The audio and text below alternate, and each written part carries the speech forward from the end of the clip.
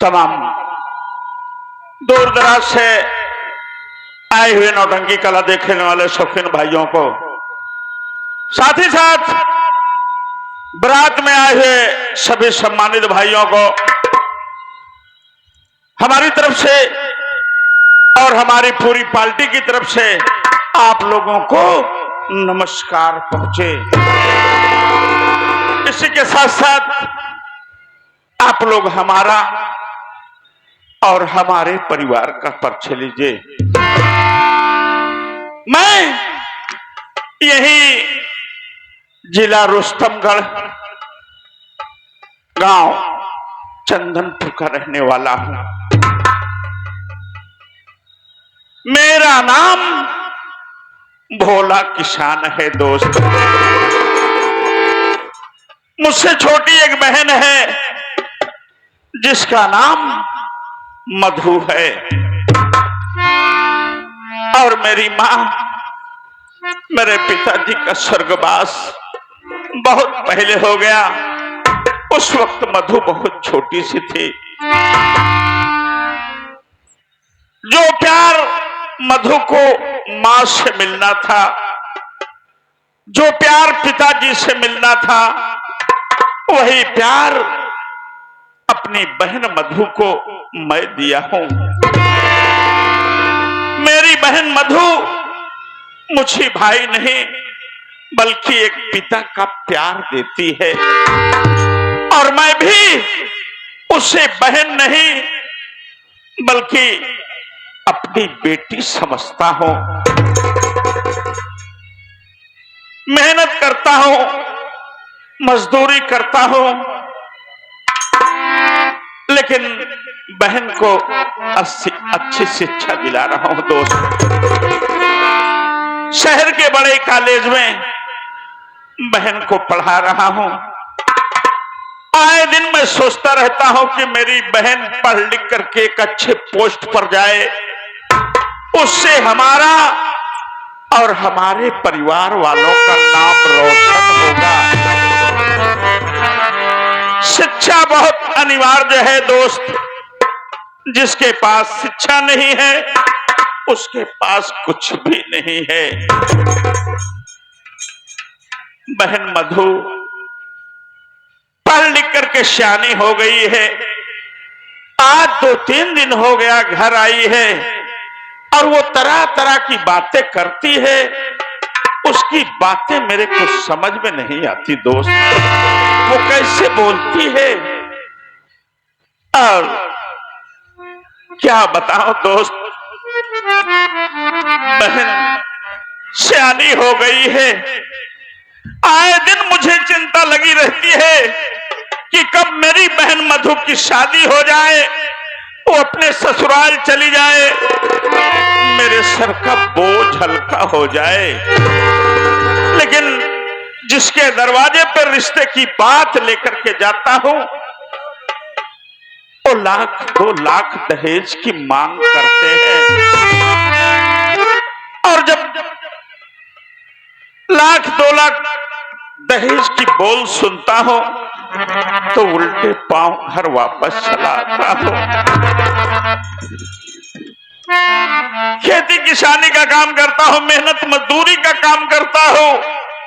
उससे जो पैसे मिलते हैं बहन की पढ़ाई में चले जाते हैं,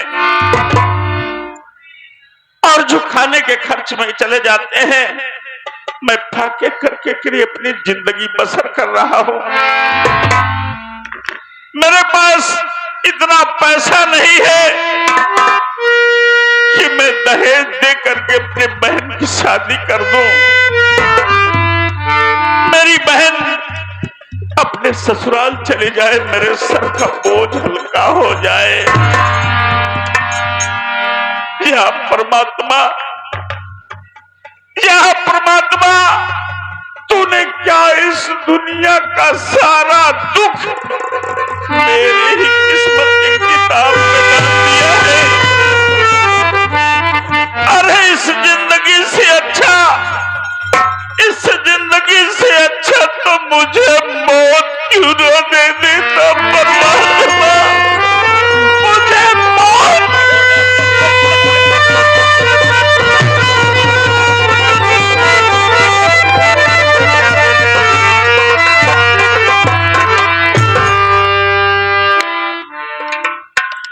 आज मैं ये सोच रहा हूं कि भैया सुप्रसाद आ जाएंगे तो उनसे कुछ बातें करूंगा और आज उन्हें लिवा करके बहन के लिए लड़का देखने जाऊंगा। थोड़ी देर मैं सुप्रसाद का इंतजार करता हूं।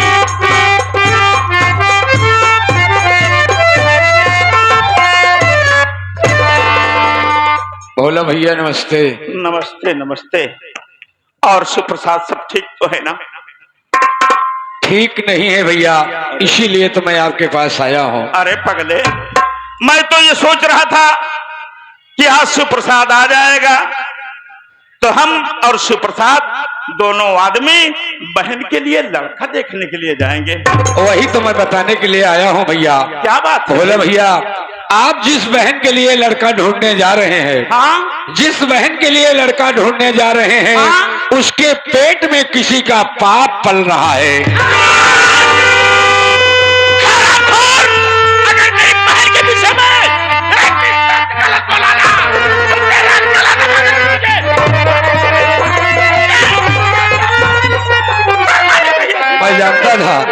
मैं जानता था भोला भैया तुम मेरी बातों को यकीन नहीं करोगे। अगर मेरी बातों को विश्वास नहीं है तो तुम बहन मधु को बुला करके उससे पूछ लो। ये बात है? हाँ, तो सारी हकीकत पता चल जाएगी। इसी वक्त बहन मधु को बुलाओ मेरे पास। अच्छी बात है। बहन मधु, हेलो हेलो बहन मधु, आओ, भैया बुला रहे हैं।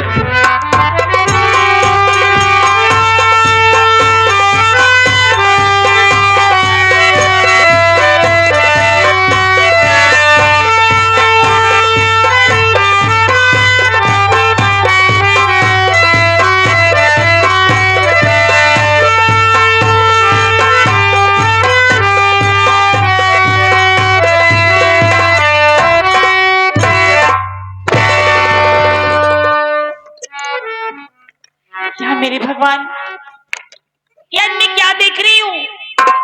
मैं जब भी अपने भैया से मिलने आती थी, हमारे भोला भैया हमें हंसकर गले लगा लिया करते थे।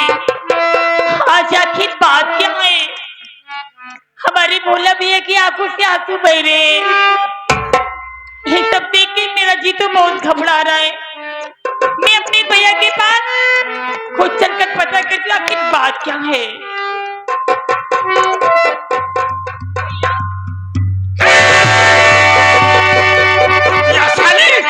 सुन मेरी बात।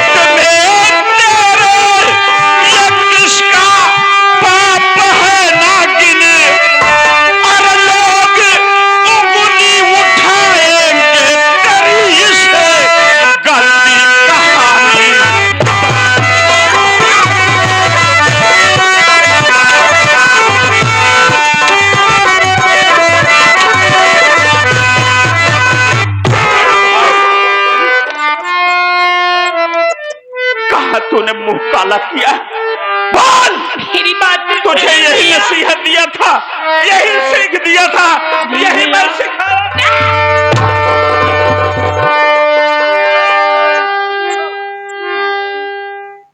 ये हमारे परमादरणीय श्री स्वामी विवेकानंद के संचालक श्री मुरत पटेल बाबू ये पुनः 21 रुपया का पुरस्कार शीन और संगीत को देखते हुए दे रहे हैं। पार्टी हार्दिक स्वागत करती है बाबूजी का।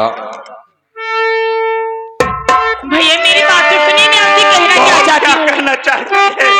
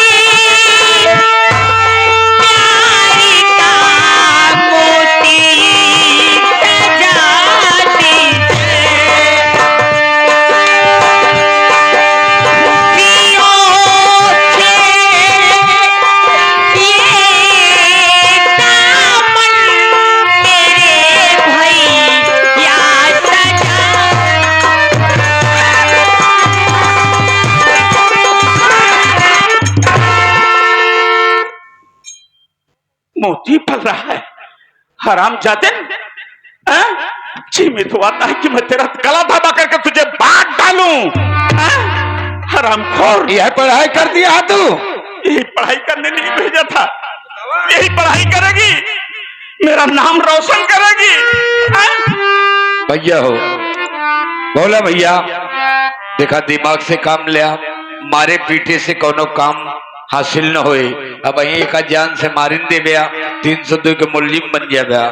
भैया हो दिमाग लगा के काम करा। क्या करूं यार सुप्रसाद, आखिर तू ही बता कि मैं क्या करूं।